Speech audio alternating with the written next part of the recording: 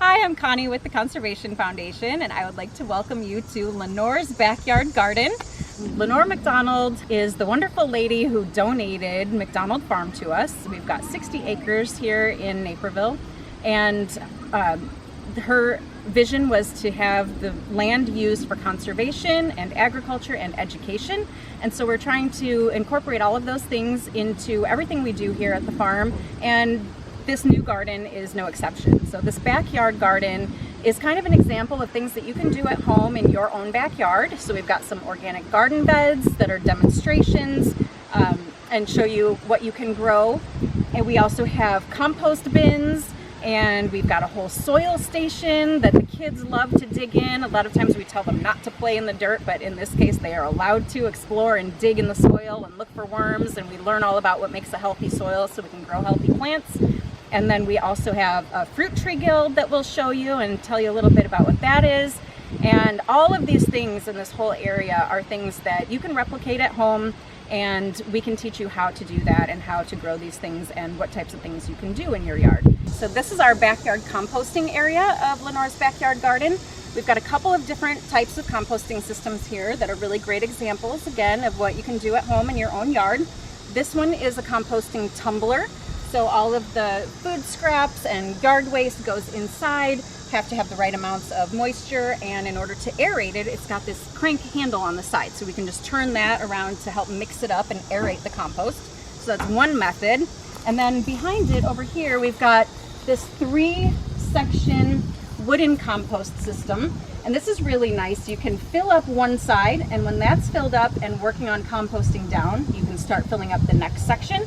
And then when that's full, then you go on to the next. And so by the time, in theory, depending on how much you have to add, by the time this third one is filled, that first one should be on its way to being really good compost and be pretty usable. So the other great thing about this type of system is that these slats are removable.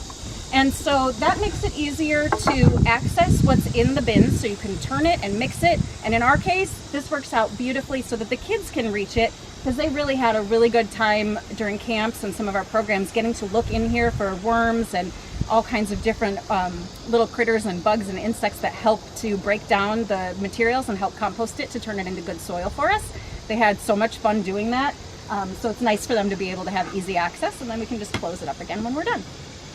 So these are our 10 raised beds, which is another great example that a lot of you may already have in your yards at home. And if not, this is something, it's a really easy way to get started with gardening if you're a new gardener. So we have, the way we've planted our beds, we kind of have different themes going. So because we're using the space for education and for our camps and even family programs with adults and kids, we have themes that kind of help us teach about growing and also help us teach about healthy eating and healthy living, and why not only is gardening good for us, but the things that we grow and eat from our own yard are so much more nutritious for us, to be able to get them locally and grown in a healthful way without the use of chemical pesticides and herbicides. But to give you an idea of the types of themes we have when we planned our beds, they all kind of teach something different. So for example, these first 2 beds here, these are called the rainbow garden. So these rainbow garden beds start off with, at one end we have tomatoes that will be red when they ripen, and then the next thing we have are orange carrots. So we've got red tomatoes, orange carrots, yellow peppers, which are actually growing on the plant. They start off green and then will turn yellow as they ripen. We also have yellow beans growing in here. A lot of kids are familiar with green beans but aren't really familiar with yellow beans.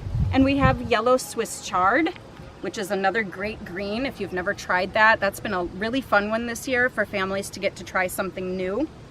So red, orange, yellow in this bed.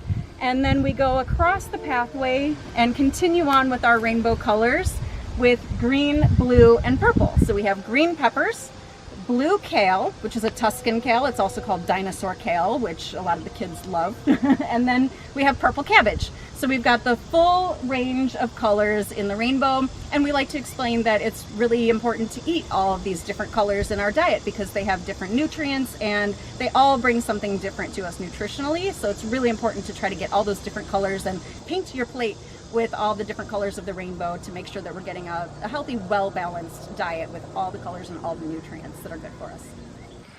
So this area in the back corner of the garden that I'm standing in now is a fruit tree guild. So this is a concept that if you've heard of permaculture, you may have heard of a fruit tree guild before. The Resiliency Institute is another nonprofit that shares the space here at the Conservation Foundation's McDonald Farm. They rent space and they have an edible forest garden. So that's a whole big forest garden, but this right here, just a fruit tree guild, it's like one little piece of that forest garden, and it's something that you can easily replicate in your yard at home. The idea is to have, it's like companion planting very intensely. So it starts with a fruit or a nut tree. In this case, we've got a little baby, a young cherry tree, brand new, just looks like a stick with a couple of leaves right now, but it'll grow and give us cherries in the future. And then all the plants planted around it all work together to help support this little system around this tree. So we have plants for pollinators, we have plants for attracting other beneficial insects, plants that will deter some pests like onions and things that might help keep some pests away. We have plants that add nutrients, plants that act as a ground cover. So all of these things in the system give us some kind of benefit and also benefit each other. So thank you for joining us today in Lenore's backyard garden. I'm really glad that I was able to get to show you around and show you all the different cool things we have going on here. As you can see, we've got so many different opportunities for education. It's a living outdoor classroom, so it's a wonderful space for our kids and our families to be able to come, like I mentioned, with our camps and our family adventures that we had here on the farm. If you'd like to come out with a group, we welcome you. If you'd like to come out and volunteer and spend some time in the garden, get a little nature RX in, get to enjoy the sunshine and the nature that surrounds us on this beautiful farm and in this garden itself, we would love to have you come on out and be able to see the garden in person.